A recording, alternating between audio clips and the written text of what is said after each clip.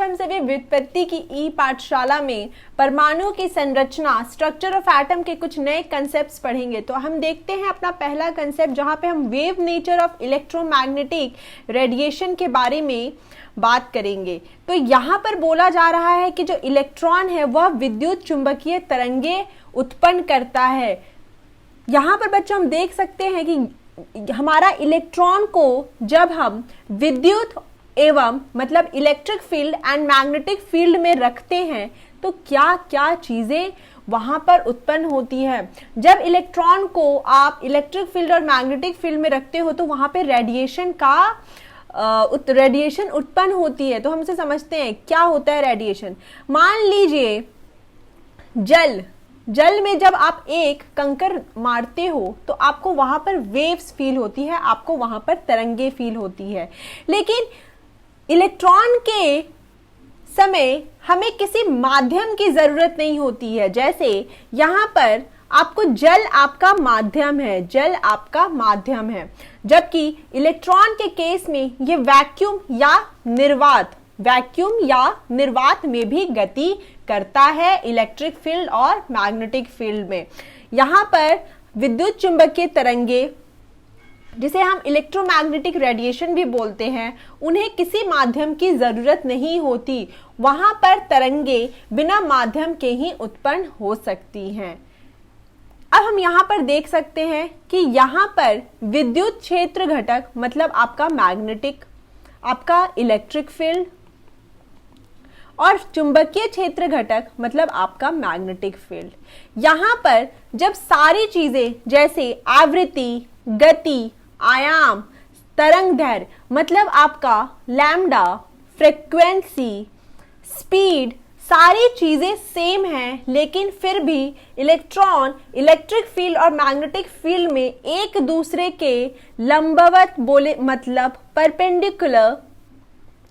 Perpendicular direction में कंपन उत्पन्न करता है। तो यह बहुत ही इंपॉर्टेंट पॉइंट है कि इलेक्ट्रॉन्स को जब हम इलेक्ट्रिक फील्ड या मैग्नेटिक फील्ड में रखते हैं जहां पर सारे घटक सेम होते हैं, जैसे आपका तरंगदैर्घ्य, वेवलेंथ, वेव नंबर, आवृत्ति, गति, फ्रीक्वेंसी, ये सारी चीजें सेम होती है, लेकिन फिर भी इलेक्ट्रिक फील्ड और मैग्नेटिक फील्ड में उस इलेक्ट्रॉन से जो रेडिएशन उत्पन्न होती है वह एक दूसरे के परपेंडिकुलर मतलब लंबवत होती है। तो यहां पर हमें और वो इलेक्ट्रोमैग्नेटिक रेडिएशन क्या करता है, वह डिफरेंट स्पेक्ट्रम देता है। वहां पे हर अलग अलग फ्रीक्वेंसी के रेडिएशन उत्पन्न होती है, अलग अलग तरंगे उत्पन्न होती है। उन तरंगों को दर्शाने के लिए हमें इस समीकरण का उपयोग करना है। तो बच्चों यहाँ पे सबसे इंपॉर्टेंट पॉइंट है कि विद्युत चुंबकीय विकिरण, जिसे हम इलेक्ट्रोमैग्नेटिक रेडिएशन बोलते हैं, उनका तरंगदैर्घ्य मतलब यहाँ पर आपका मतलब है लैम्डा। उनका लैम्डा कुछ भी हो, वो कितना ही डिफरेंट क्यों ना हो, बट उसकी जो स्पीड रहती है वह प्रकाश की गति होती है या स्पीड ऑफ लाइट से ही वह उसमें ट्रैवल करते हैं। तो इस बात को हमने समझा। अब हम देखेंगे कि वेव नंबर क्या होता है। वेव नंबर जिसे हम तरंग संख्या भी कहते हैं, या आप इसको बोल सकते हो या व्युत्क्रम या इनवर्सली होता है 1/λ के। जैसा कि हम जानते हैं लैम्डा का जो मात्रक है हमारा वह मीटर है, लैम्डा का जो यूनिट है वह मीटर है। लेकिन अगर हम वेव नंबर तरंग संख्या की बात करें तो यह उसका निर्वात हो जाएगा, यानी उसका इनवर्स हो जाएगा, और वह हो जाएगा मीटर इनवर्स। तो इस तरह हमने समझा कि यहाँ पे जो 2-3 इंपॉर्टेंट पॉइंट्स हैं कि यहाँ पर इलेक्ट्रिक फील्ड और मैग्नेटिक फील्ड में एक दूसरे के परपेंडिकुलर सिचुएशन जनरेट होती है, और यहाँ पर जो मेन इंपॉर्टेंट फॉर्मूला है वह C = न्यू लैम्डा है। यहाँ पर यह फ्रीक्वेंसी को बताता है जिसे हम आवृत्ति कहते हैं। तो आइए देखते हैं आगे। अब एक प्रश्न दिया गया है कि ऑल इंडिया रेडियो दिल्ली का विविध भारती स्टेशन में 1368 किलो हर्ट्ज। अब बच्चे हम आपको यहाँ पे ये बताना चाहते हैं कि जो हमारा यहाँ पर आपसे पूछा जा रहा है तरंग दैर्घ्य, मतलब आपसे लैम्डा निकालने के लिए पूछा जा रहा है, लैम्डा निकालने के लिए पूछा जा रहा है। हमारा जो फ्रीक्वेंसी है, हमारी जो फ्रीक्वेंसी है वह 1368 किलो हर्ट्ज है, किलो हर्ट्ज है। अगर हम इसे हर्ट्ज में चेंज करें तो ये 1368 गुने 10⁻³ हर्ट्ज हो जाएगी। अब हमें अपना फॉर्मूला पता है, C is equal to frequency into lambda. हम लैम्डा को कैसे निकाल सकते हैं, C बाई फ्रीक्वेंसी। C हमें पता है 3 × 10⁸ मीटर पर सेकेंड होती है, और यहाँ पर ये वैल्यू हो जाएगी 1368 गुने 10⁻³ सेकेंड इनवर्स। बच्चों हम हर्ट्ज को सेकेंड इनवर्स में भी बताते हैं। तो यहाँ पर अगर आप इस पूरे रिएक्शन को सॉल्व करो तो आपको आंसर आएगा 219.3 मीटर। तो यह हमारा आंसर हुआ।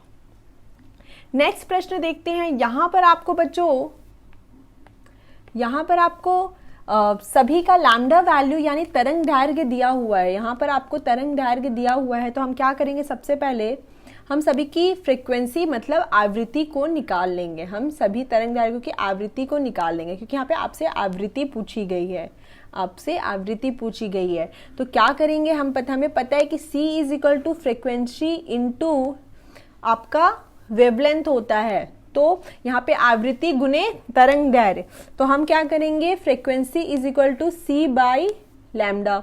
C की वैल्यू यहाँ पे सभी नैनोमीटर में दिया है, तो हमें पता होना चाहिए कि यहाँ पे आपको देखिए 1 nanometre is equal to 10⁻⁻ nanometre दिया है।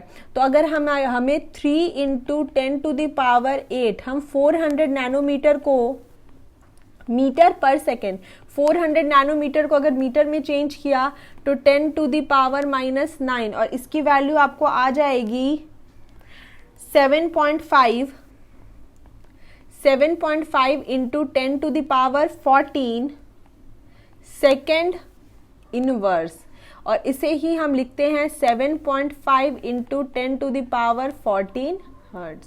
तो इस तरह हमने 400 नैनोमीटर का निकाल लिया। ठीक उसी प्रकार आप इस फॉर्मूले को यूज कर सकते हो और 750 की वैल्यू कैलकुलेट कर सकते हैं। तो यह आपका होमवर्क हो जाएगा, और इसके आंसर को आप अपने कमेंट सेक्शन में जरूर डालिएगा। देन अब हम एक नेक्स्ट प्रश्न देखते हैं। यहाँ पर आपको एमस्ट्रॉन्ग में दिया हुआ है ये वैल्यू। तो पहले हम समझते हैं कि 1 एमस्ट्रॉन्ग का मतलब क्या होता है, 10⁻⁸ सेंटीमीटर। अगर इसे मीटर में चेंज करें तो क्या होगा, 10⁻⁻10 मीटर। तो यहाँ पे हमें आपको वेवलेंथ यानी तरंग दैर्घ्य लैम्डा की वैल्यू दी गई है। आपको तरंग दैर्घ्य मतलब वेवलेंथ की वैल्यू दी गई है। तो यहाँ पर हम क्या करेंगे, 5800 एमस्ट्रॉन्ग है, तो ये क्या हो जाएगा आपका 5800 × 10⁻⁻10 मीटर।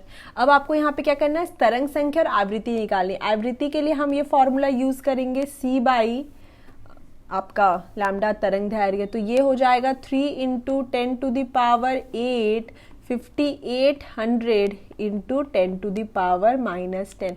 इस वैल्यू को अगर आप सॉल्व करोगे बच्चों तो आपको क्या आंसर आएगा, इस वैल्यू को अगर आपने सॉल्व किया तो आपको आंसर आएगा 5.172 × 10⁻14 सेकेंड इनवर्स। अब हम तरंग संख्या जिसे हम वेव नंबर बोलते हैं वो कैसे निकाल सकते हैं, 1 बाई तरंग दैर्घ्य। तो अब आप इस वैल्यू को अपने कमेंट सेक्शन में जरूर डालिएगा। मैं यहाँ पे आप प्रश्न को के उत्तर को आधे पे छोड़ती हूँ और आप इसे पूरा कंप्लीट करके हमें कमेंट सेक्शन में इसका आंसर डालिएगा। तो इस तरह हमने सीखा कि कैसे हम C equal to nu lambda को यूज करके, जहाँ पे फ्रीक्वेंसी और वेव लेंथ दिया रहता है वहाँ पे स्पीड ऑफ लाइट, जिसे हम प्रकाश की गति भी बोलते हैं, उसका उपयोग करके हम अपने प्रश्नों को सॉल्व कर पाएंगे। तो या तो रही कुछ प्रश्न। अब हम एक और अच्छे प्रश्न की ओर हैं, जहाँ पर आपसे 2 × 10⁻−10 सेकेंड काल वाली प्रकाश तरंग के बारे में पूछ रहा है। तो इसे कैसे सॉल्व करेंगे, आइए देखते हैं। इसको सॉल्व करने के लिए सबसे पहले हमें लिखना होगा, यहाँ पर आपसे वेवलेंथ पूछा गया है, आपसे वेवलेंथ पूछा गया है, फ्रीक्वेंसी पूछी गई है और वेव नंबर पूछा गया है। तो इस तरह के प्रश्न को सॉल्व करने के लिए कैसे हम देखते हैं, तो आइए देखते हैं। सबसे पहले आपको पता होना चाहिए कि इसका मतलब क्या होता है। इसका मतलब होता है टाइम पीरियड। इसका मतलब होता है टाइम पीरियड। तो हम लिखेंगे कि 1/t, और यहाँ पे ये t हमें वैल्यू दी गई है 2 × 10⁻⁻10 सेकेंड। अब ये वैल्यू क्या हो जाएगी बच्चों, 5 × 10⁻9 सेकेंड इनवर्स। अब आप क्या करोगे, c = फ्रीक्वेंसी इंटू लैम्डा। तो अब आप लैम्डा की वैल्यू निकाल सकते हो, c/, इस वैल्यू को आप कैलकुलेट करिएगा और कमेंट सेक्शन में आंसर करिएगा। देन अब हम इसका वेव, जब ये वैल्यू आ जाएगी तो आप इसके बाद इसका वेव नंबर निकाल सकते हो। जब ये वैल्यू लैम्डा आ जाएगी तो आप इसका वेव नंबर निकाल सकते हो 1/λ से। फिर उसके बाद आपने आवृत्ति निकाल ली है आपको, फिर उसके बाद तरंग दैर्घ्य और फिर आप उसका तरंग संख्या निकाल सकते हैं। तो इस प्रकार हम इस प्रश्न को कर लेंगे।